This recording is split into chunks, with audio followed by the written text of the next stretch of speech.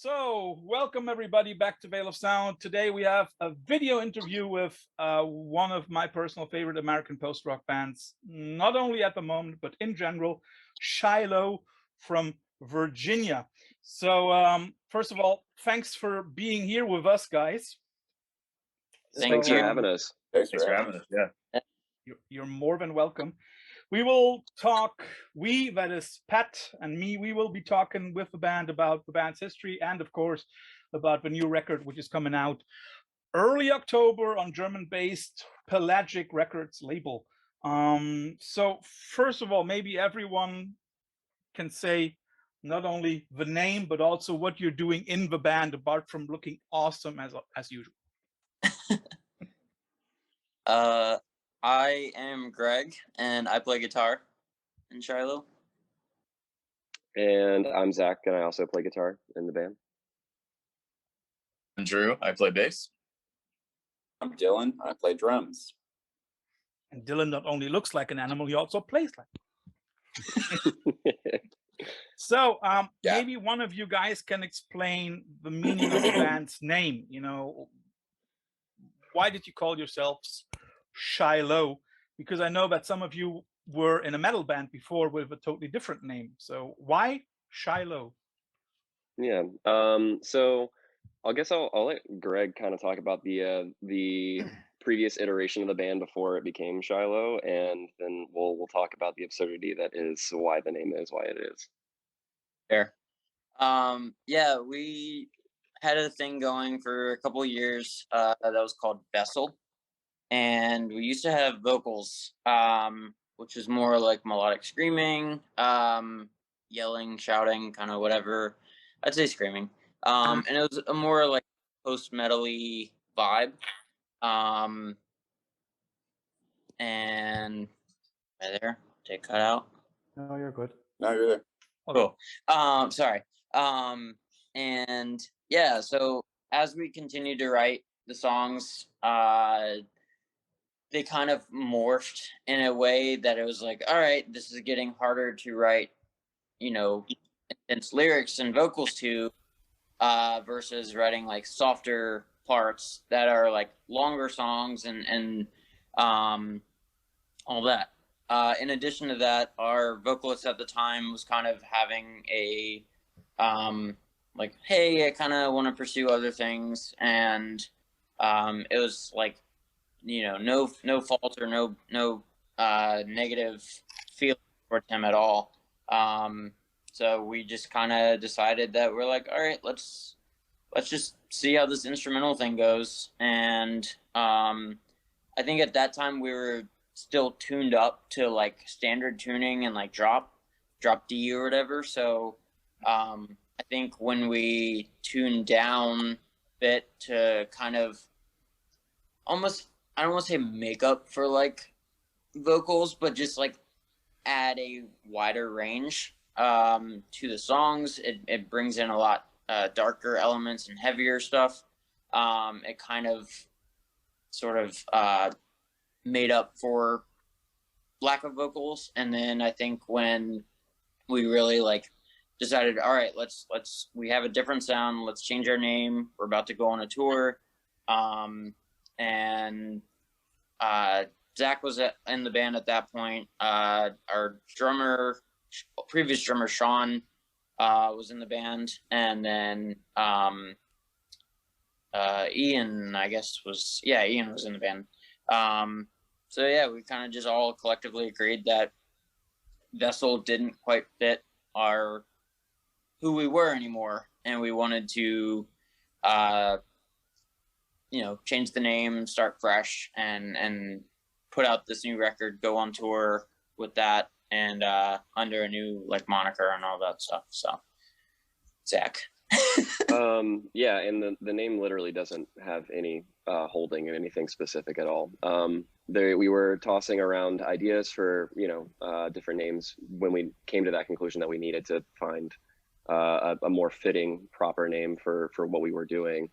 And I believe that there was like a couple in the running. There was originally there was one that was like a front runner, Brisbane. Do you remember that, Gregg? We were like we were thinking we were gonna go with Brisbane at one point. And then I remember one day I was just driving and I saw a street sign that said Shiloh on it, and I was just like, but it's the standard spelling. And I was like, that's kind of cool too for some reason. And then I was like, but let's do it different. Let's mess it up a little bit, I guess, and throw a comma and spell it differently. So it was just something 10 years ago to 11 years ago now, where we were just like, yeah, let's do this. I mean, it's cool. It's different, right? And it's definitely kind of kicked us a couple of times. Like we've had a couple of shows that we played and that like our name will be on the flyer and people be like, whoa, Lowe's playing? That's awesome. And it's like, Yeah. no, it's not Lowe. I wish it was Lowe because I love Lowe, but it's not. But yeah, I mean, literally the name doesn't really have much holding. It was just kind of a random thing that we decided to go with 10 years ago, and it's stuck. You know, sort of is a similar thing, I guess, to how like Thrice did it. Thrice doesn't like their name; they just randomly did it as well. So Yeah, like naming a band, maybe one of the hardest things, right? I still remember when we were trying to name our little baby here. But what's interesting, I think that, so when you say like there has no kind of real meaning to it, that also means that it probably has no influence on the sound. However, when listening to the first bits of a debut record from way back, it made me feel as if there is some kind of shy, I don't want to say laid back because that sounds too positive, but a shy introvert sound to the first few parts of that debut album, like the vibraphone sounds at one end of a song and all of that. Do you think that there is some kind of inner introversion or like introspective in the band itself that is audible on this first record? well, I mean, whether intentional or just coincidental in the way that things were going when we were writing that record. I mean, that first the first debut record was it was like a learning time for us because, like Gregg was saying, we had just lost a vocalist. We were trying to like change our sound a little bit, and so there was a little bit of like learning or figuring out how we wanted to present ourselves. So I guess that could kind of come across in that way. I would say definitely, like, especially in the first track on the first album, there's that like that low, slow building, just like drone tone that Gregg does. So I mean, and then just like the marching snare and everything, like there's definitely like a pulse, but it's like a very it eases its way into it very heavily. So yeah. What also struck me when going through your discography again in preparation for this interview was the song titles, because I think that, or I guess that a lot of the song titles do not, unlike your band name, come by accident. For example, Absence and Presence. I guess that there is a concept behind it, right? Yeah, I mean, for the binary opposition, we really kind of wanted that sort of sort of polar opposite sort of emotional feeling. We just settled on presence and absence based off of the the feels of the feeling of each individual track. But I mean, yeah, I mean, we really wanted to have like a very hard contrast between emotions on that EP. So when you say that there for you is some kind of strong opposition or binary opposition between those two tracks, is it just my imagination, or is there a lot more space on Absence between the notes and the chords? I felt like that was really like there was a lot of space between the single things that you played. Yeah, definitely. Yeah, we purposely wanted to do that, especially in the beginning and the end of that track. We wanted it to begin and end with a lot of space. Again, it just so like whenever we write songs, we don't, as I would imagine a lot of bands do, we don't name the songs until after they're done, Yeah. So it was kind of appropriate that we kind of went into it with that mindset of like beginning and end, very spatial and very almost like a little unnerving, just like how empty it is based off of, like, from like the end of Presence. It gets like very anthemic and huge. Yeah, I think it just ended up, maybe subconsciously we were like, this makes most sense because of the emotion we were trying to achieve. last thing before we start talking about the new record. When I went through Heref, or however you want to pronounce that last full length of yours, it struck me that a lot of the track titles are either like 2 syllables or 1 syllable, but it's always one word. And then comes that last track, Time's Gone By. Mm-hmm. I mean, musically it fits perfectly to the whole record, but why all of a sudden Time's Gone By? Well, so that entire album is based around the feeling of nostalgia and the feeling like, I mean, just feeling like, what's the word I'm trying to look for? Just feeling like you miss something without ever truly knowing if there was something, to be missed. It's just like the hope, the reach for a feeling almost.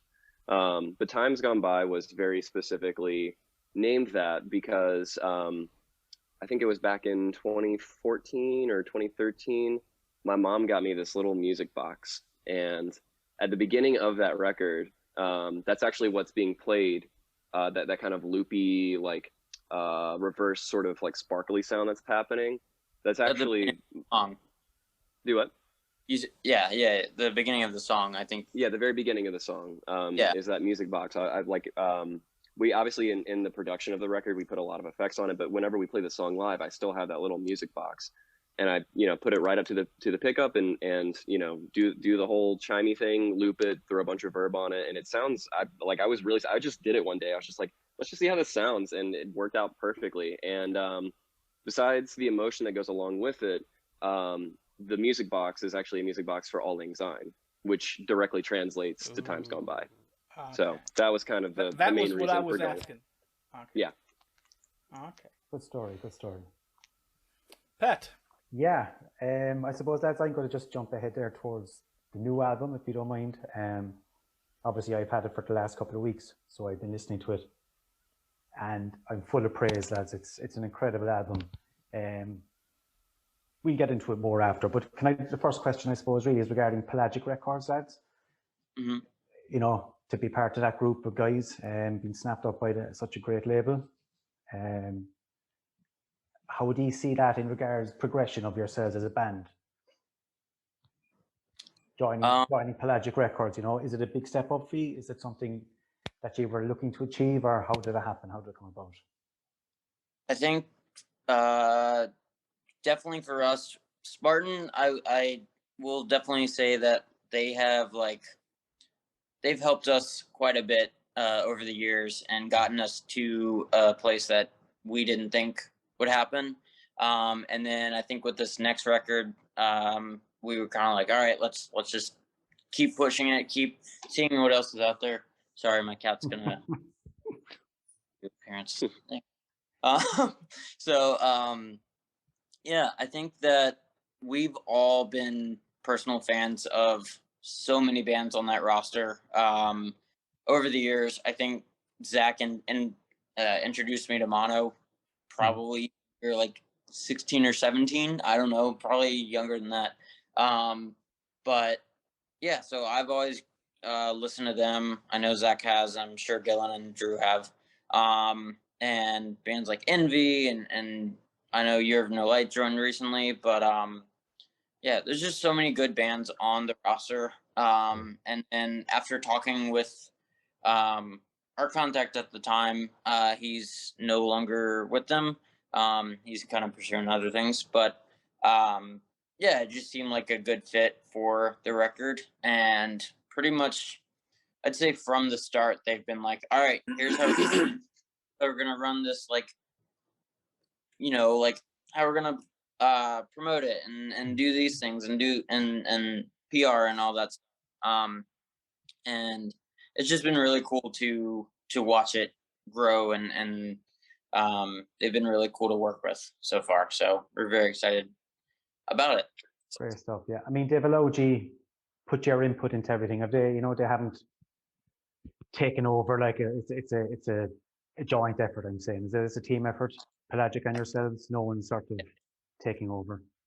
Yeah. I think that's also something that we were pretty adamant about when we were shopping labels, when we were trying to figure out who we wanted to go with to put this record out. Not that we had a million offers to choose from, but I think that was something that we were very wary of, signing with a label that didn't give us creative control, or at least allow us to like be in the conversation with how things get put out. It seems like they're really cool with allowing bands to do what bands do and picking bands up for that specific reason. Like it seems like their roster is chosen specifically to allow bands to have their own creative control because they are confident that who they pick will put out like good quality stuff. Which I think is a pretty big ego boost for us too, to like, you know, be asked to be a part of such a like high echelon absolutely roster. It's pretty neat. It is absolutely, great group of people, Pelagic, in fairness, lads. You landed on your feet there and they landed on their feet in getting yourselves, you know. But I suppose next question, lads, is this whole COVID period, you know, the last 18 months has been a nightmare for bands, obviously, no live music. So did it give you more time to be creative? Did you get together and knock some ideas about, or did you literally just isolate yourselves away and work individually? Well, I'll let Drew talk about this because I know that he and I have been living together through all of COVID. And before that, we're living together for, I don't know, about a year or so. But we definitely, I think, you know, I don't think any one of us are people who like to sit still for too long and just keep our hands, you know, to our, you know, just like keep our hands to ourselves, basically. Like, we gotta keep moving. But yeah, Drew, if you want to talk about that. Sure. Yeah. Well, so we pretty much were like halfway through the recording process of this album when like COVID was really becoming a thing in America. So when we got home, we kind of were busy with the mixed revision process. So that in itself took up a couple months. And then around that same time, the like pre-production for the video for Helioentropy was kind of going on. So we had time to focus on that. And then and then I'm trying to think, we shot that in September of last year, and I was pretty much editing it until January or so. And then since then, as restrictions eased a bit, things changed. You pushed. I mean, since then though, the other ways that we found to be productive, I think, were like just practicing, honestly.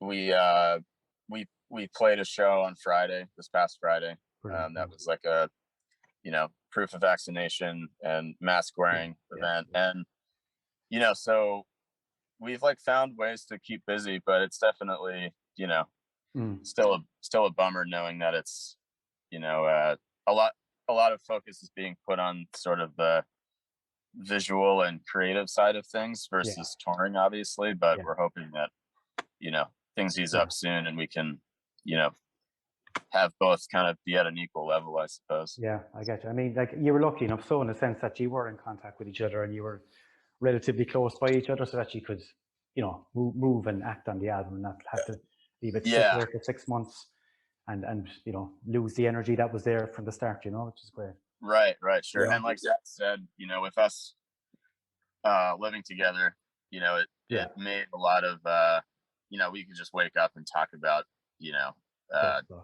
anything related to the band, and it's just it's not like a strenuous situation to kind of communicate about things. It's just like pretty easy to do. So great stuff, lads. Great stuff. The next question I want to ask you is, I was doing a little bit of homework, obviously, and going through your Bandcamp page on the new album, Snake Behind the Sun, lads, and you mentioned that it's a metaphor for the idea that darkness and negativity can be hidden among positive forces and beings. Now, was that the catalyst to take this topic as the album's concept, or which came first? You know, did the name come first? Did the idea come before it? How did you talk that through? Well, yeah, go ahead. Yeah. Drew. Oh no, well, you can go ahead. You can take it. Well, the idea, you know, it's something that's kind of been floating around. Drew and I've had this conversation, you know, a bunch in the past couple of years. And while it seems, you know, like just in the way that it's presented in that sentence, you know, it can kind of seem like very pessimistic, right? And it's not necessarily all doom and gloom. It's more so just realizing that, you know, without, in a cliche, like every coin has two sides, you know, like there's always going to be, nothing really is ever 100% pure. And I think it's worth when like assessing how we feel emotionally towards a situation or towards a person or towards whatever, is that we don't ever really have the full concept of who they are or what the situation is. Like we have to be able to recognize that things shouldn't be romanticized all the time, because at the end of the day, we're all human, and humans inherently are flawed. Very good. That's great. I suppose that it sort of ties in, does it tie in with the album's artwork? You know what I mean? I would say so. Yeah. Drew, do you want to talk about Ian Hodgson? Yeah, sure. So I think it was, we were just honestly just looking for artists on Instagram, really. And Zach found Ian, who works in the UK, and he does these pretty interesting, I think a lot of them are charcoal pieces, but I'm pretty sure he works in different mediums as well. And he had a couple pieces floating around that we were talking to him about, and then we saw the one that made the album, and we were all kind of like, "Oh, this is dope." It's like, it's, you know, it sort of has this cool, I don't know, we thought kind of I don't know, this sort of like, you know, logo-ish, like iconic vibe about it in a certain way, I suppose. And now that I think about it, it does sort of play into like the metaphor we have behind the album name a little bit, you know, with the silhouette and, you know, like double shadow figure of it.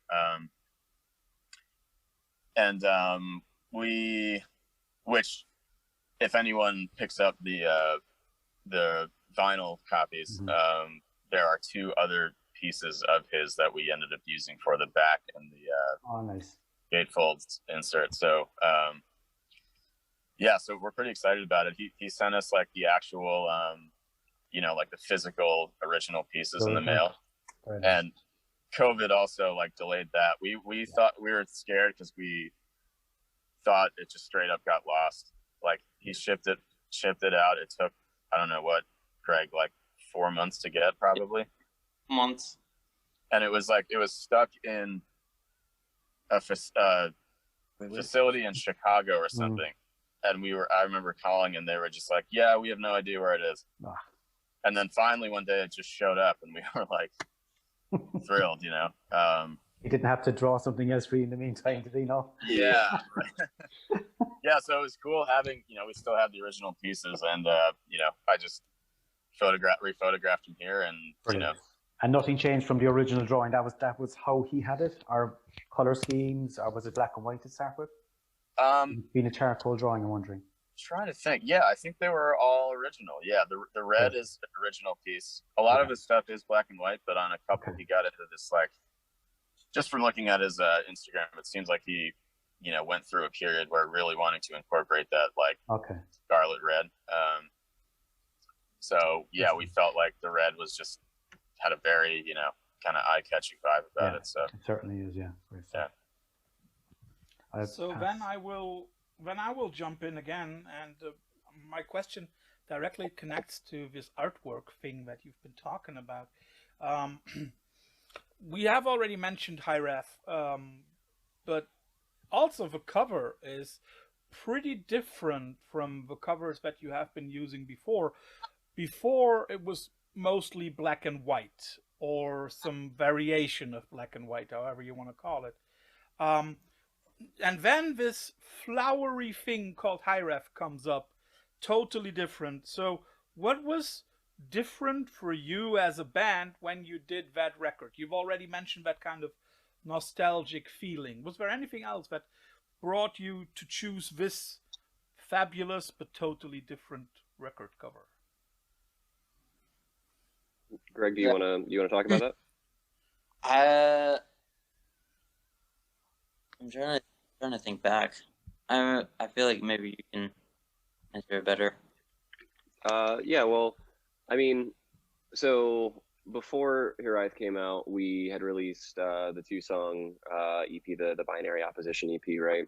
And that was definitely, like, in the artwork, definitely a very like a very stark sort of like almost wastelandy sort of feel to the album cover. And so from that, when we went into the writing process for Hiraeth, I think just again emotionally we were all in a particular place where we wanted to have kind of this more embellished sort of sound. We wanted to incorporate different elements into the musical production that we hadn't had before, such as like the violins that our friend Jessica Blanks did, and she absolutely killed it, by the way. Like, we had the record recorded and we're like, hey, we want violin on this, and she came in, listened to it, and then was like, yeah, I'll have something for you in like a week. And then she showed up like and knocked all of the tracks out in one day. It was amazing. It was really crazy to watch her work.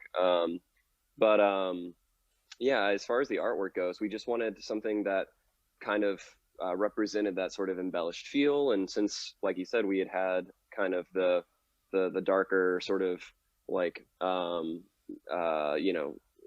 you know, black and white sort of feel to the first record and the EP before, we really thought that it was more appropriate to have something that had a lot of you know, pastel-y watercolor feel to it, just to match the emotional imagery. Something that also struck me was that in the first few years of Shiloh, there were lots of releases, but then basically nothing came from you after 2017, apart from letting 1000 Arms use one previously already released track for a 2018 compilation. Why such a long time letting us wait? Well, 2018 to 2020, or 2019 really, was kind of, so those 2 years were kind of an interesting time for the band. So Gregg and I now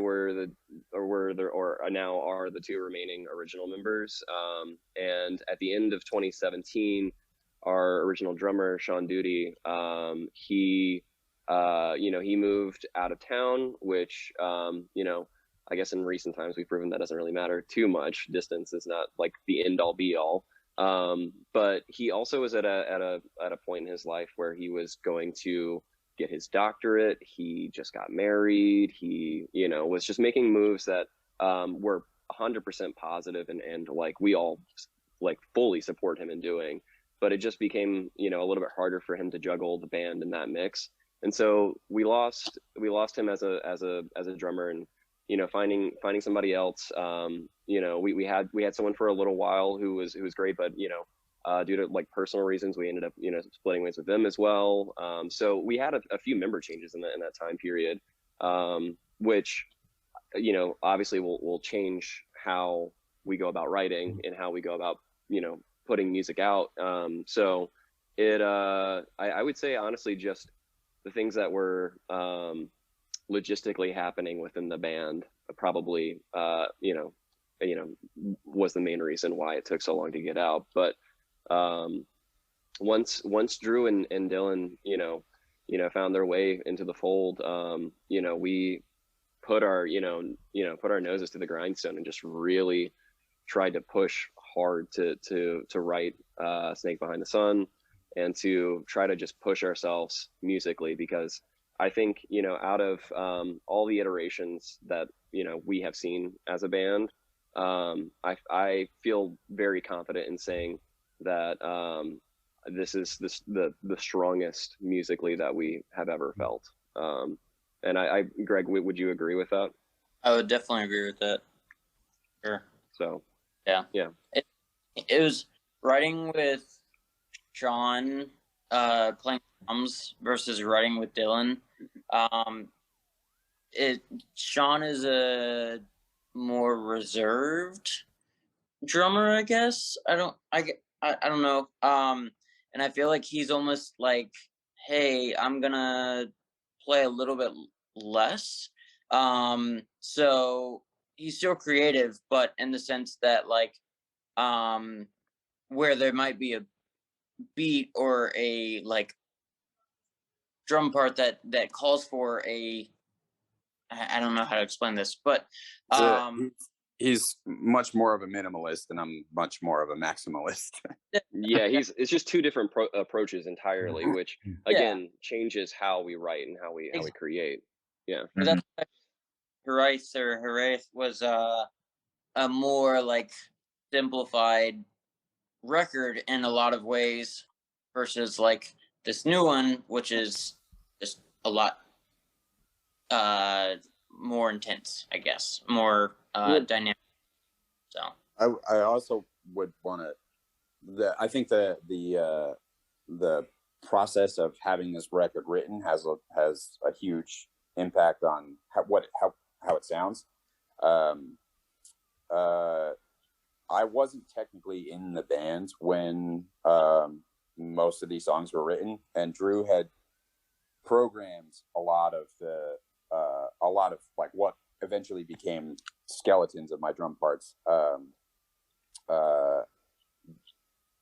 while you three were writing the record, and I live basically 12 hours away, so I wasn't really like able to sit in on band practices or anything like that.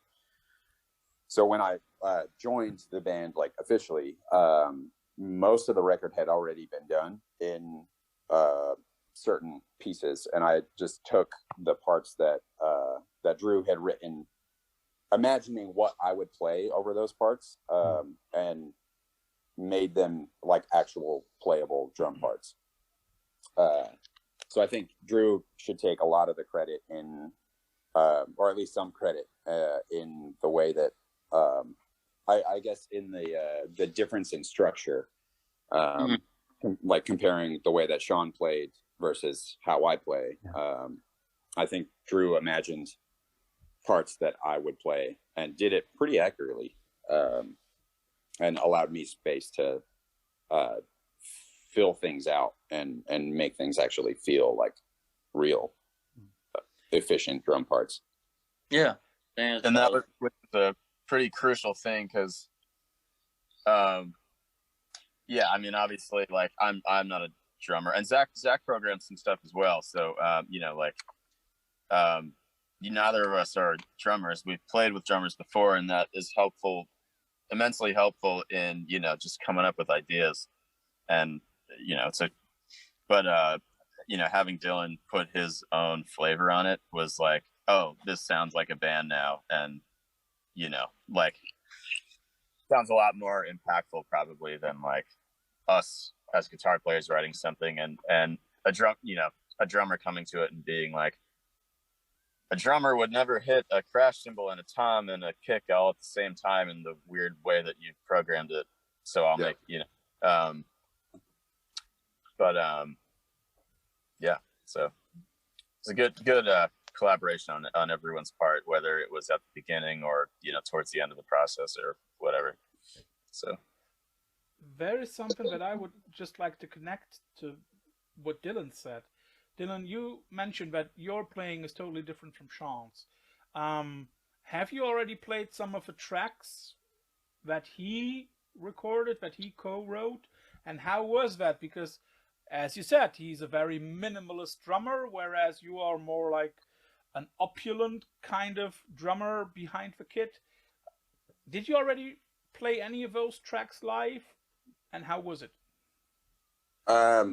So I have played some of the songs that he wrote or co-wrote. Sean didn't write any of those parts. Right. Yeah, no, like I know that stuff that from the earlier records. Oh, yeah, I got you. Okay, sorry. So my first time playing with Shiloh, you guys, they had asked me to do the last European tour that we did, which was almost entirely songs that Sean had co-wrote. I'm pretty sure. Yeah, I mean, anyways. it's clear that they ask you because every band has to have a sexy one, right? So Exactly. Thank you. The only reason we keep them around. But Dylan, how was it playing those tracks that you had to play, although they are written by a drummer whose style is totally different from yours? When I was approached, I mean, I was thrilled with the idea of being able to go to Europe, and I would have done whatever was necessary in order to make that happen. But in the early stages of coordinating that tour, I had asked pretty upfront, are you guys okay with me doing this the way that I would play it? Like playing these songs the way that I would play them while trying to keep the same tone. I basically just needed to go ahead to be able to embellish where I felt more comfortable playing. So I definitely have a harder time holding back, which is not, it's definitely, it's a little bit of a fault of mine, but they are a lot of fun to play. Like the way that he wrote a lot of those parts, they're very simplified and minimal, but they're really interesting. So I definitely wasn't bored playing them by any means. I just needed a little bit of space to be able to embellish, which you guys were really cool with me doing. Yeah, I was given a little bit of artistic liberty, which was super helpful. Yeah, and just a quick note about that. I mean, we have known about Dylan and played shows with Dylan with his other band for years. So I mean, like, today accidentally, what? I'm wearing the the. Well, what do you know? But yeah, we had known about Dylan for a long time, and I think that we had all really admired the way that he approached his playing. So when we did approach him about filling in, I mean, we were all like, yeah, please do your thing.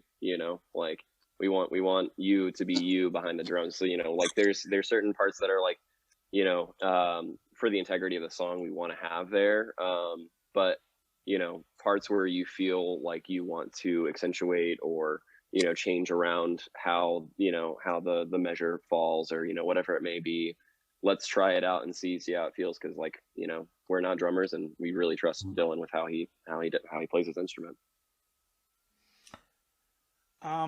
So I said, or we mentioned that the last thing that you released was back in 2017, and then a few weeks ago all of a sudden there is a remix by Holy Fawn. And when I listened to it, I was completely blown away. First of all, because it's like a collaboration between two awesome bands, but it was also interesting to see what they did with your track. How did that collaboration happen? How did the remix of Algos come along? Ryan and I have talked for a while, I guess, over the years, just about music and all that. He, I guess, unbeknownst to me, has been a big fan of some of the stuff that Shiloh's put out in the past. And I obviously, personally, I think record Decibels was probably my top 5 of what was it, 2018, 2019? 2018. Yeah. 18. All the years have blended together at this point. But yeah, exactly. But no, that was probably one of my favorite records that came out the entire year, and just it's still very, very high on my list. So yeah, we've just like kept in touch over the years, and I saw that he did one other release, one other remix, and it was just like, oh, this is cool, like it'd be cool if you wanted to like take one of our songs that's very like kind of slower, like flowy song, I guess, and like put some type of like more upbeat rhythm to it, or upbeat like I was gonna say dancey, but it's not really even dancey. It's just like spooky in a way, I guess. But I don't know. He just kind of added his like flair to it, and I think we're all really happy with it. Just was something different for us, and a little different for him as well. So it was cool. So I remember you mentioning, Greg, that when because he sent us a few passes of it, right? And like he was just kind of more or less spitballing on certain ideas on how to approach the remix of the song. And remember, like the last mix, or like a couple of mixes before the last mix, he started to incorporate this sort of like pulsing synth sound at the very beginning. And I remember I mentioned it to you when we all listened to it. I was like, this reminds me of Health. And yeah, he was like, yeah, that's what I've been listening to a lot of. And I was like, hell yeah, that's awesome. I love Health. So yeah. So yeah. Is that something, or is that scene, this black gaze scene that Holy Fawn is definitely a part of? Is that something that you are interested in, that you are following? I or mean, is Holy Fawn an exception? I think they're an exception. I feel like we're just gonna keep putting out what we feel fits for us in the moment. Versus like to not to contradict myself, we want to definitely like we want to expand always, and always like, you know, take a little bit of this and a little bit of this and a little bit of this. But I think really for all of us, it's just what influences us personally. I personally like a lot of like softer stuff, and I've been getting into a lot of like lo-fi hip-hop stuff. My fiance put on a Spotify playlist called Chilled Cal, and I've been nonstop listening to it. I would love to incorporate that into our next record, but we'll see. So I think that I come from like a softer ambient side, whereas like Drew comes from like more of a metal background, and Dylan, I mean, I'll let you guys speak for yourselves, but I feel like all of us bring something, different elements to the table in a unique way, and it's just balancing everything. So I wouldn't say necessarily that like one specific genre is like, oh yeah, let's focus on that and try to push for that. I definitely think there's some influence for sure. But I mean, you could say that there's some influence from like the lo-fi hip hop stuff as well. So. No, I actually meant like, is that music that you listen to at home, like Black Gaze? I enjoy it. I'm probably, it's probably not my top thing to listen to, but I mean, I'll definitely put on that, you know, so it just kind of depends on the mood of the day, I guess. So but if an album hits you, it hits you really, doesn't it?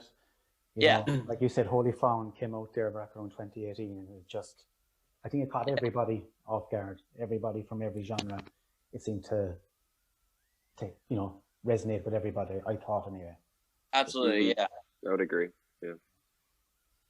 Can I just ask you there now as well, and bring you up to the new album again, as it's Snake Behind the Sun. Like, you're getting an opportunity to play live again now, you know. I suppose a lot of bands you see lately have a tendency to play an album in full, from start to finish. New albums, it was a thing for anniversary albums before, you know, 5 years, 10 years, but is there something you'd be interested, or were you thinking of ever doing Snake Behind the Sun in full soon? Drew? Yeah, I guess we can talk. We played an abbreviated version of the album at the show on Friday. Yeah. So only new songs. And I guess while we're on, I guess I can should I guess I can talk about the other thing, right? Yeah, I would say so, because this is you can disclose any secret you want to. Nobody listens. So we honestly, for probably the last 8 months, had been planning a this falls into how we were keeping busy with COVID too. I was kind of planning out a virtual record release show, I guess you could say, where we would film it in kind of an atypical location. Yeah. So yeah, we settled on and we actually shot it all yesterday.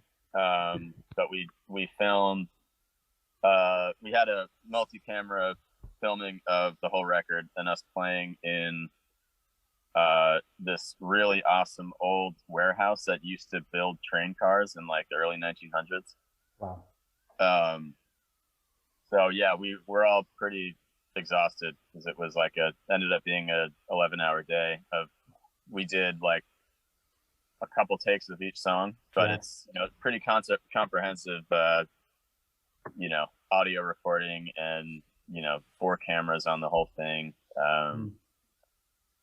And so yeah, I mean, I guess, you know, that will come out on, you know, will air at some point as our full album release show, you know. But I mean, I think that we probably have interest, just because it's, I don't know if I can speak for everyone on this, but I think we probably have interest in playing a lot of those songs as the majority of a set for at least a little bit, just because it's been, we've been sitting on the older, you know, the last record for a fair amount of time before this one came out. So like this album, to me anyway, having listened to it for the last couple of weeks, like it's made for the live environment, you know. It's high octane stuff, like there's huge energy in it, like, you know, right from the off. So to me, it's made for live music, you know. It's made to be played in front of people. Energy is there. I think you thank you. Thank you. Yeah. I think another reason that we would probably be more likely to play newer songs versus old songs is we had a guitar player from one of my bands back home was a hired gun for the live session that we recorded yesterday. And so a lot of the time that we spent, at least in the last 8 months of coordinating the live stream thing, when we've gotten together to teach Kai the songs. So like our practices have been strictly new song stuff. So that's all we've been drilling. And so he played the show with us the other night as well, as the third guitar player. And as of right now, those are the only songs that he knows. So if we were to, you know, to play anything off of other records, he would not be able to do it. Currently, he'd do great. He would do amazing. I didn't mean like that. Obviously, he could definitely play it. I was just saying, in the immediate future, we teach him more stuff. Yeah. Cool. Yeah. But it's been just a quick note about that as well. Like it was really great to have him on board because, like I mentioned earlier, how we had known of Dylan for a long time. We'd also known of Kai for a long time, and they've been playing music since, I don't know, you guys were in like high school, right? Yeah, we've been playing music together for like 10 years. So it was like when we had the new record and you know, some of the parts, you know, we could use like looping to kind of emulate that, but it just doesn't quite give it the stereo full feel that you want. It just made sense that when we decided that we want a third guitar player, that we get Kai to do it, because he, you know, him and Dylan just know how to work off of each other. We know that he, you know, is just an amazing guitar player and knows how to approach those types of parts. So it's been great over the past, you know, several months working with him, and we hope that when we get back to doing the whole live thing, that he will want to continue with us for a while. Sounds good. Hopefully, and thanks for the exclusive there, Drew. Yeah, no problem. No problem. I think I mean, it's really something that we've just been talking with you know, Robin and Paul over at Pelagic about for the last, you know, it's something that we've wanted to do for a while, like I said, but yeah, just wanted to discuss before I, ruin any. But I'm gonna start editing it in the next couple weeks, so maybe there'll be a little teaser that comes out before Excellent. Looking forward to it. Really looking forward. Yeah. Just make sure that we are like the first to premiere it or anything else. Yeah, sure. But when we're talking about playing live, how hard has the inability to play live hit you as a band? Also with a lot of new members, or at least with Dylan being a completely new member to the band. It's definitely go ahead, Greg. I was just gonna say it's definitely been weird not doing it, and I think all 5 of us were way more nervous than we all anticipated on Friday after like not doing this for 2+ years. So we were kind of like, oh yeah, this is what it feels like. This, like we're practicing in front of each other and it'll be fine, but like putting it in front of a live audience is like, oh, this brings back a lot of like good memories, but also like, oh yeah, like it's a thing. So I don't know, it was nice, but it's definitely been a thing that I think I've missed a lot. And I think that take that a step further, I think Zach, you've said just like human interaction in general with being quarantined for so long for so many folks, and just like being able to be out in a social environment and talk and interact with people that you haven't seen in a while. But I'm sure the other guys want to talk to. So it was definitely, the other night was definitely pretty overwhelming. It was like my first, even attending, it was my first like live show experience since March of 2020. So it was like definitely very overstimulating in a lot of ways, which is both maybe good and bad. But I also like am kind of interested to see what the next couple months are going to be like. Not necessarily just like the Delta variant stuff and like the potential of things shutting back down for a little while, but just within the music scene, a lot of people have been starved of entertainment, but prior to 2020, I feel like the music scene got like super jaded, at least in the Northeast where me and Kai live. People weren't going to shows. Even like bigger bands wouldn't really draw super well. At least not in the area that we live in. Just like, I think like people have so much more access to streaming services and shit. They just don't really care as much anymore, or didn't at the time. But it seems like there's potential for a big resurgence in show attendance and like people who have been starved for human interaction and live entertainment for the last almost 2 years. It feels like there is potential for a revitalization of like the music scene, which I'm pretty excited for. I don't want to get my hopes up too high, but touring in the US is very different from touring in Europe, where Europeans quite traditionally have higher appreciation for the arts, and the arts get kind of shit on all over the US for a multitude of reasons. But I think there's potential for live music having its day in court, again, which is exciting. I'm hoping that it'll be sort of reinvigorated. Mm-hmm. I think the other thing too is that like, is going to be part of. Oh, go ahead. Sorry. No, go ahead. No, you. Oh, come on, get a room, you two. All right.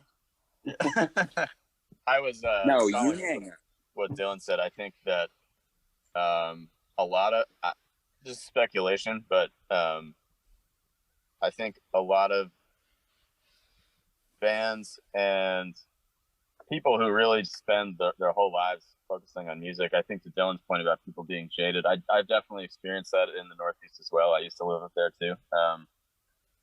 But I think people are realizing now, hopefully, that like how much music is a part of their identity. And I think for a lot of musicians and showgoers,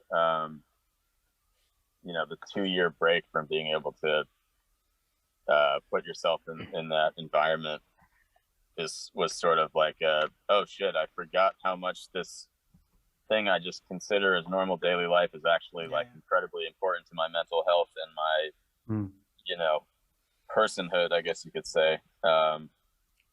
That it, like playing the show on Friday, to me at least, it was like, it felt like 2 years had never really even, like, it felt like the gap wasn't there, but at the same time, it was like, oh, I forgot how much better I feel like just doing the stuff that I love to do, which is, you know, playing shows.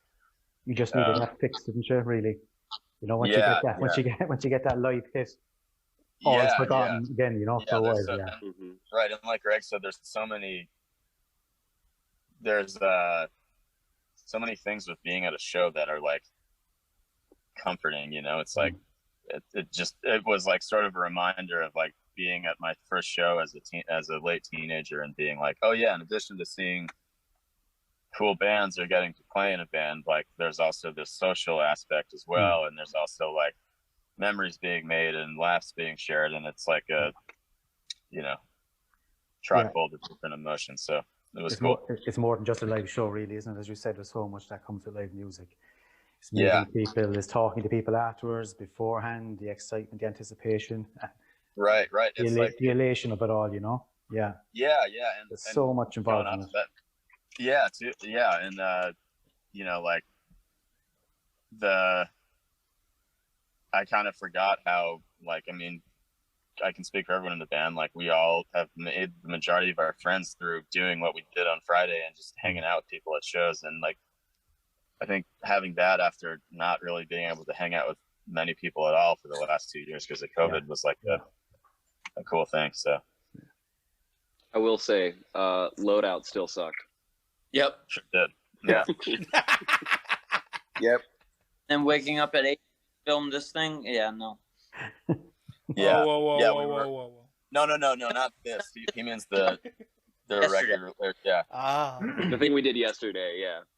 We were all. There were 5 of us. We had probably a collective, maybe 18 hours of sleep divided between us. It was pretty unpleasant. Waking up at fucking 6:30 after going to bed at 2:33 to do basically almost 12 hours of filming with all of like the carting shit around included. It was a mess. And what pretty much like woke up to sweat all day. Yeah. Great. Like, yeah. So when we're already talking about a lack of sleep, one thing that I always associate with lack of sleep is festivals, because you want to see so many things and so many bands and everything. Are there any festivals? I see the post thing right behind Gregg. Are there any festivals that you still want to play as a band? I think there's a ton. For sure. Yeah, all of us. Yeah. Which ones? Our tangents always stuck out. I mean, you guys chime in whenever. Roadburn and Hellfest would be crazy. Best festival in the world. The official Roadburn would be incredible. It was really cool to be included in that, like the redo. The redo, yeah, for sure.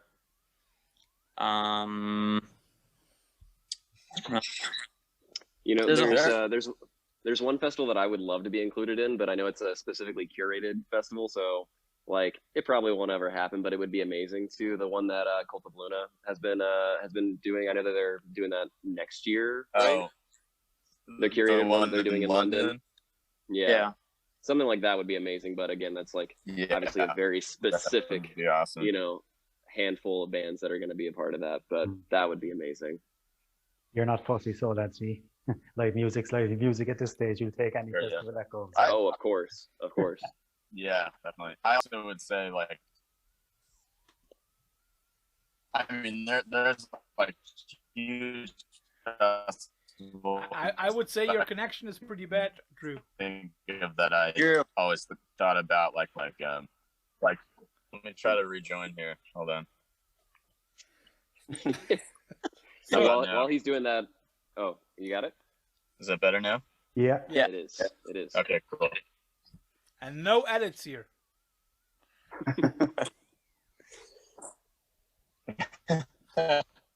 Nope. No, Pat, why don't you just go ahead with the next question? I'll go ahead. So,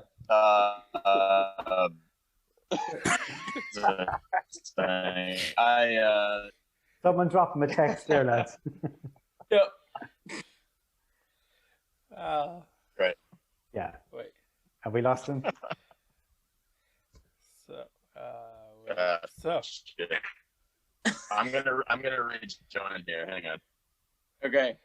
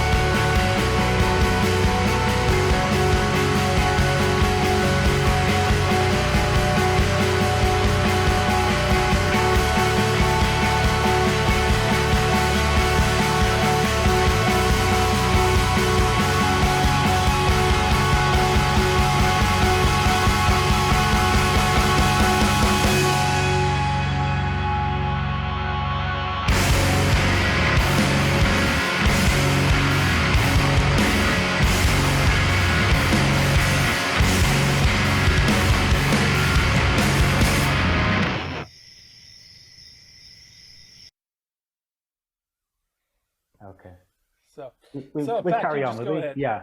I suppose I'll bring it back to the recording studio. So, lads, we'll take a break from the live talk for a minute and getting back to the recording studio. You know, when you were laying down the album tracks, you know, I was happy, as I said, I've had a good listen to the album, and what struck me was the first album, or the track in the album, Where the Light Bends. It's an instant hit, you know, it's full of energy, it hits you hard. Is it sort of an indication as to where the album was going? Is that why it was chosen as the first track? Because it is so, you know, as I said, the energy in it, like it's really high octane stuff. Right. Yeah. I mean, that's specifically chosen. Yeah. I think, you know, once we finally had everything that we were going to put on that record written and pre-prod and all that stuff, it definitely made sense for that one to be the first track on the album, just specifically for the way that it kicks off, especially with like the noise that happens in the beginning with the you know, the 16th note guitar part that happens. But it's funny because there's a few songs on the new record where like certain riffs in those songs have been written for a long time. Okay. And that was one of the riffs that had been written for like a long time. Like that was something that I wrote like back in 2016. Yeah. So it's like there's a lot of parts on a lot of the songs where it was like, we just have to find a home for it and like make them cohesively work together. But yeah, I mean, I like, again, once we had all the material written and pre-prod, it just was like, this is the way that we should start the record. And it was kind of funny because when we sent the track list to Robin at Pelagic, he was really into it, obviously, but he was also like, what if we tried this song at the beginning? And he wanted to put Fata Morgana at the beginning, which I was like, that's a very interesting like way to start off the record. Very interesting. But I could definitely, like, you know, after he mentioned that, we rearranged them and tried listening to them in that way, and it's like I could see it working, but like just the way that the album flows, and then also with like the theme of the record and the title of each song, there's this like the songs are set up very much in a way that they're supposed to be for the emotional ride of the record. So there's a lot of thought goes into that, so the thought process with regards to laying down which track first to last. Exactly. And what about the single, as the song we call it a single, but the first track you've released from the album? I struggled to pronounce it. How do you pronounce that track? Helioentropy. There you go. Yeah. Why that track? Was there a reason for it? Well, I mean, so we're gonna have there's gonna be 3 in total that are going to be released as singles. I think the reason why we chose to do that one first and that song and specifically to be one of the 3 was because it kind of, in the musical theme of everything that's happening, it follows it kind of embellishes or takes parts from like every sort of element of the record that we want to showcase. It has the beginning part, which is, a very, kind of traditional, I would say, where it's like it has like these very reverbed out sort of like chords that happen, and then it transitions into, a typical heavy part, or I would say like something that's more characteristic of us, but then it goes down another, sort of rabbit hole in the way that it moves along. And I think that song specifically showcases each one of at the time, because at the time Dylan wasn't writing on the record, it showcases myself, Gregg, and Drew's writing ability. Like it encompasses everything that like there's definitely parts where it's like if any of us and how we write, then it's like that's a Gregg part, that's a Drew part, that's a Zach part, and so I think it just like it's a good way to showcase everything. I think also speaking to that point, I think that whoever I don't know if it was you, Zach, or Drew, or the both of you, but and also speaking to the when I mentioned either of you guys writing parts that you would imagine me playing or writing, the drum parts in that song, like when you showed me that was one of the first songs that you showed me off of this record, like the demos anyways. I was like really wildly impressed with the stuff that you had laid down as like just bare bones drum tracks, because of what it was going to allow me to do. Like even just learning that first opening drum part was like super challenging, or like learning it and rewriting it to actually make sense was like a real challenge. And even now, like I still kind of have a hard time like keeping it together while playing it, even though I've played that song like probably 100 times at this point. But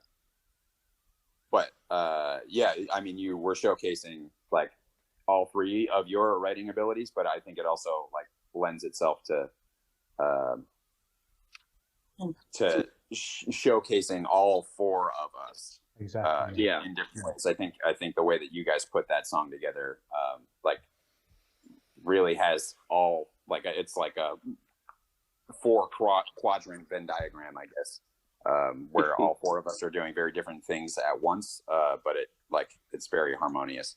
It is, yeah. It's not one linear track, really. It is broken down into, as you said, 4 parts, isn't it? You know, everybody has a moment to shine on that track. It's a great track. Yeah. Thank you. So, I spoke to Gregg about the following part, but being a history buff, of course, and also teaching politics, I wanted to ask you, and especially I think that's something for Gregg and Zach, who come from Virginia, and maybe also Drew, who, as I take it now, lives there. How much Virginia is in Shiloh and in Shiloh's music? Well, I would say, you know, because I am originally from Georgia, but I moved here when I was 8 years old. So I did my growing up. I was born in Rockdale County, Georgia. I lived in Covington, which is like southeast, basically. But I have family in Atlanta, so I spent a lot of time in Atlanta. That's like where I spend a year. Oh, really? Awesome. Yes. Yeah, it's an interesting town. I like it a lot. I haven't spent a whole lot of time there in my adult years. You know, apart from just like touring and like swinging through and playing a show and then moving on to the next. But yeah, I mean, so I did most of my growing up here. I consider myself from Richmond because, you know, I feel like there are a lot of attributes in the way that I approach music that have influenced me from just living here. As far as like, I don't know, as far as like taking in elements from like the local music scene, if that's what you're kind of referencing, or like just how the state has influenced us in a way. Maybe the record scene or music scene or the state in itself. Mm-hmm. Well, yeah, I mean, I think whether it's consciously or kind of just, you know, subconsciously, I think one's surroundings definitely influence one's actions in a way. You know, I think it's hard to escape that. It's just I don't know if we've ever really like, I mean, there, as far as like the music scene goes, like there's definitely things that growing up in the Richmond music scene has definitely kind of influenced us, because I mean there's a lot of hardcore, there's a lot of metal. Yeah, that's exactly what I first think of Richmond. You know, first thing is like a Veil, Tim Berry, Strike Anywhere, stuff like that. Yeah, and like for us as well, like at least for me when I was growing up, Lamb of God was a huge thing, and then to be like down the road and like Randy, you know, be on like a first name basis with us is like really fucking cool.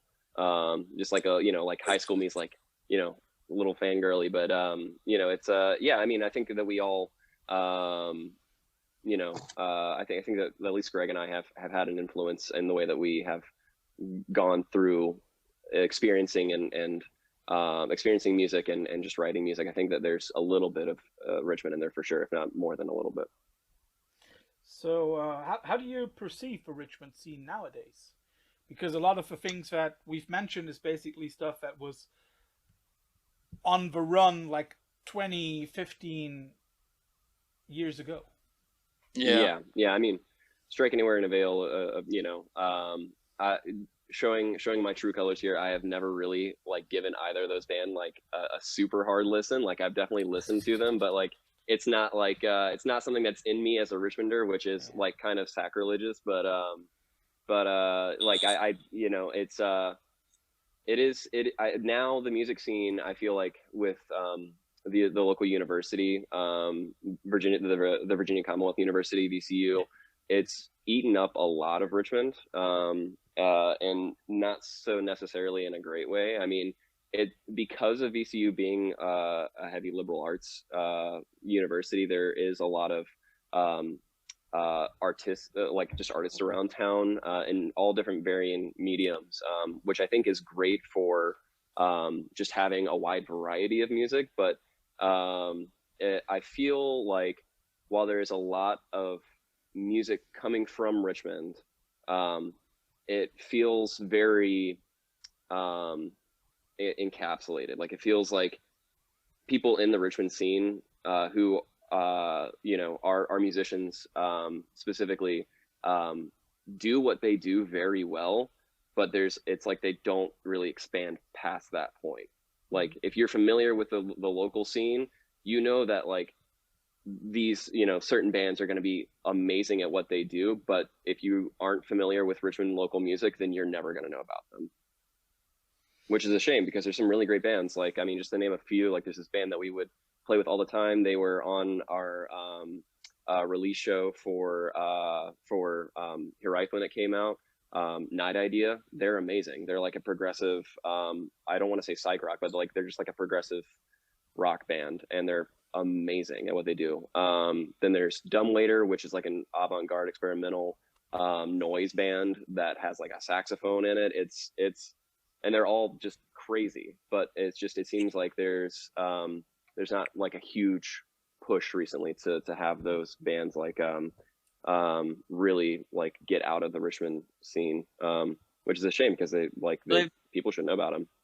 They've toured a little bit, but yeah, I know, don't. yeah, Yeah, I think they're, I guess, less adamant about touring, maybe. So, yeah, but yeah. But yeah, so in general, I would say the Richmond scene is kind of all over the place in a really good way, and I wish more people knew about it. Virginia in itself is also a state with a very interesting but also difficult history, given, for example, Richmond being the capital of the Confederate States, the split of Virginia into two parts in 1861 and following. So what is your perspective on your home state? And maybe that is something especially for Gregg and Zach, you know, who grew up there. Well, I feel, you know, obviously Richmond was a like a very important town during those times for those reasons. But in like a modern, like in the modern times right now, I think the question is definitely applicable to all of us. You know, because it's not just a Richmond thing. If we're kind of talking about the atrocities of the Confederate States and how that's you know, kind of still today for some reason embedded in a lot of Southern American culture. It's something that is like on everyone's radar, especially those who are in the South. So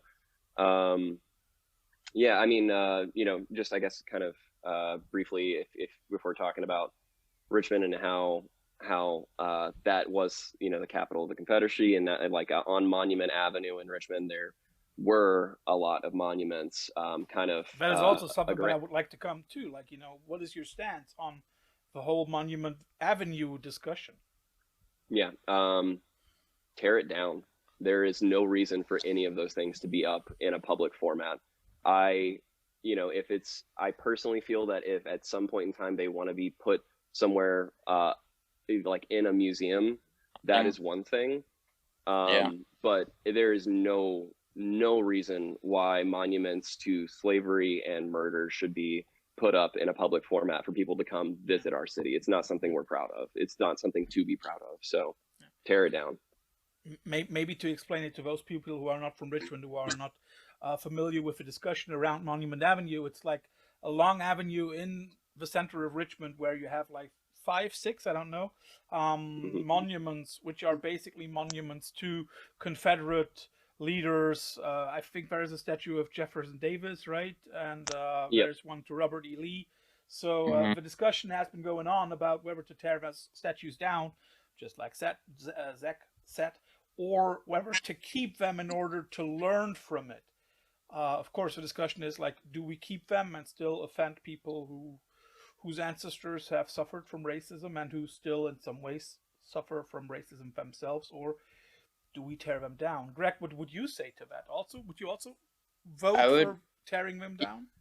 I would agree in the sense that you can go to a public place like a museum or something like that and learn all day. It doesn't need to be out, like, I mean, exactly what Zach said. I don't want to drive around the city.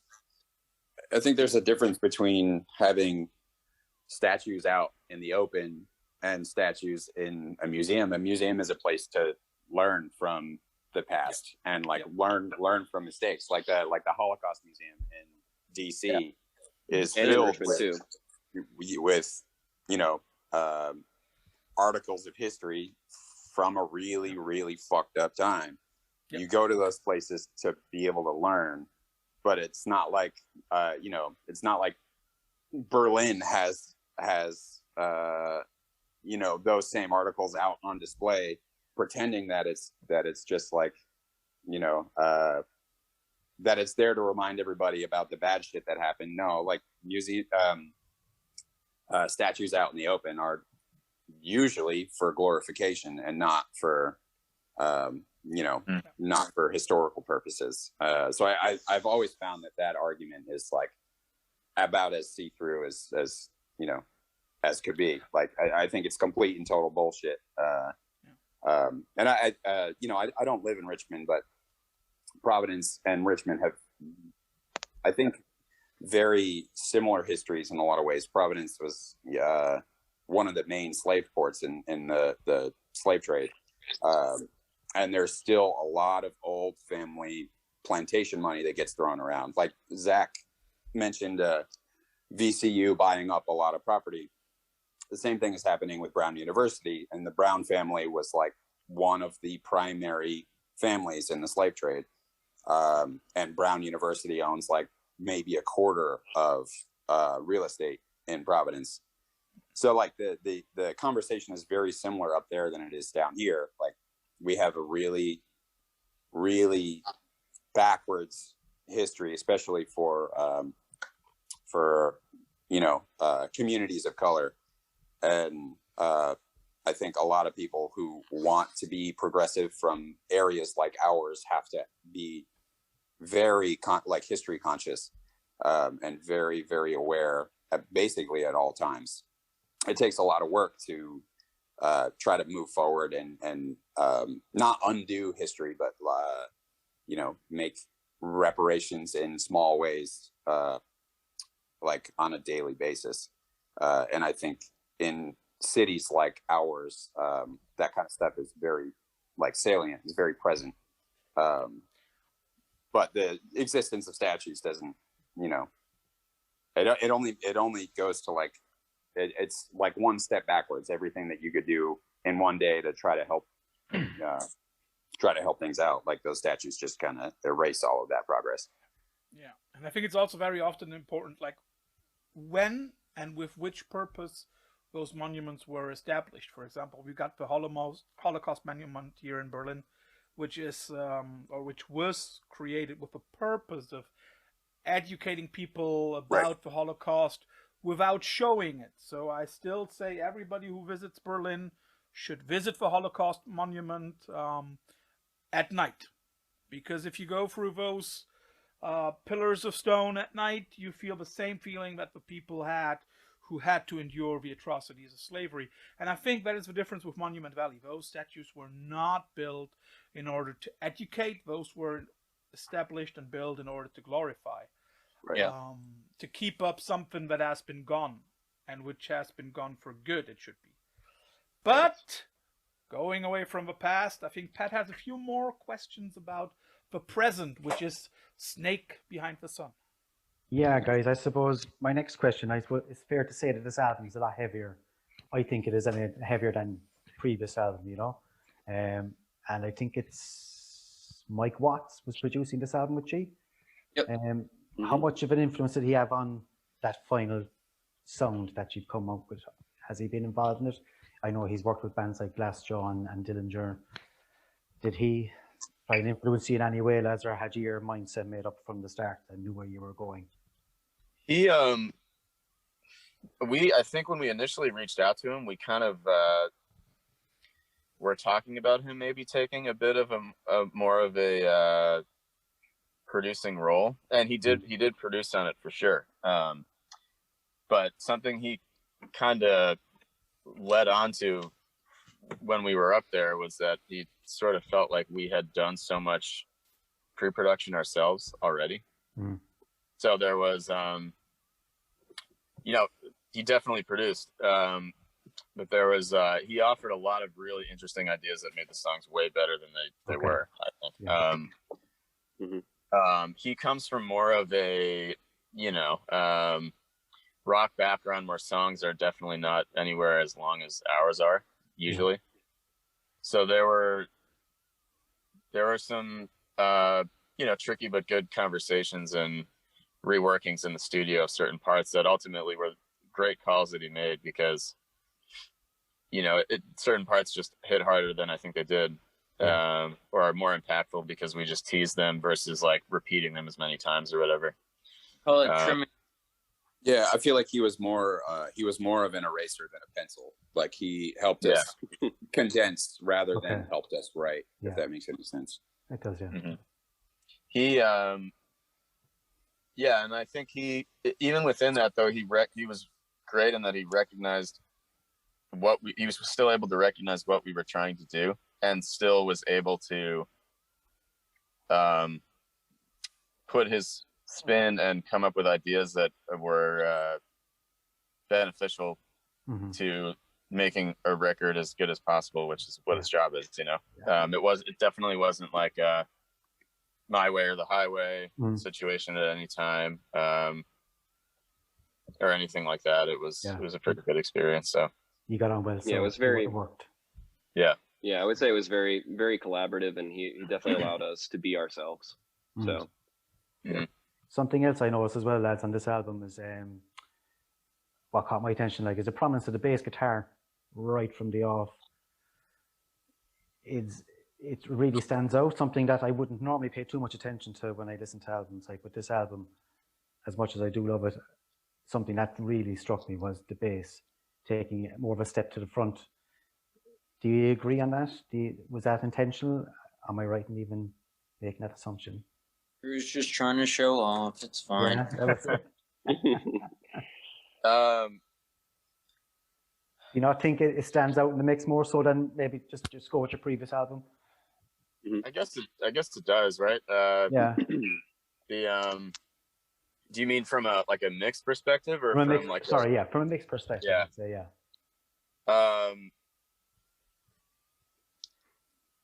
A lot of we definitely pushed for having a more low end in this one, right? I guess so. Yeah. I think it also. My crap out again. Yeah, I think you might be a little bit Drew. We've lost Drew. Yeah, again. I think the prominence of the bass, especially in like songs like Fata Morgana and Decease. There's a lot of driving elements to those songs, and that really I feel like the reason why we decided to kind of push that forward in the mix a little bit was to make sure that the intensity was still there throughout the parts, especially when we go to when Gregg and I would go to parts that were more lead oriented or more textural oriented. It's like it rarely loses its focus in those moments. So I think that might have been why in the mixing process we're like, let's kind of boost us a little bit. Yeah, it does sound great, lads. Yeah, it really does. Thank you. I have to ask this, being a fanboy, and I have to ask Gregg because I think my research was right that you have been part of Au Revoir, right? Yeah. Do we get a new album? Anything? Maybe. Please. We have songs written and like demoed and stuff. I think we're all just kind of at like trying to juggle our personal lives as well. Tyler just moved out to Chicago with his girlfriend. Eric just got married. Carl is pursuing firefighter stuff. And our drummer Tyler is talking about moving as well. So we're kind of just like figuring out balancing everything, but I mean we're still getting together. Definitely COVID has made that difficult, just being where we are, and it basically for a while it required taking time off work and traveling. You'd have to come back to your home state and quarantine for 10 to 14 days, and it's like we can't miss that much work and all that. So yeah, it's a slow process, but I mean there's still some stuff that is in the works. So I can't. So I can still hope when it'll come out, but yeah, you can still hope. Yeah, we're not going to get a second exclusive here, Gregg, are we? No. I just love Veles so much. It's one of those few records of which I have more than one variant on vinyl, and therefore I had to ask. And actually, Dylan did the artwork on that record. So yeah, Dylan, I did the painting. Yeah. Really? Yep. Oh, fantastic! Gee, that artwork is incredible. Didn't know that. Really, definitely. Okay, There's we come the to the last exclusive. There you have it. So you send us the original. Just joking around. So we come to the last part of the interview, a few quick fire questions, and hoping that Drew's iPhone will also give us the capacity to answer them. We give you a few simple choices, and each of you must choose. I start. Avail or strike anywhere? Strike anywhere. Strike anywhere. Ooh, that was Pat. We kick off with a simple one, lads. Post-rock or post-metal? Post-metal. Post-metal. Yeah. I'm gonna say post. It's post-metal. Metal all the way. Classic rock or 80s thrash? 80s thrash all the way. Yeah.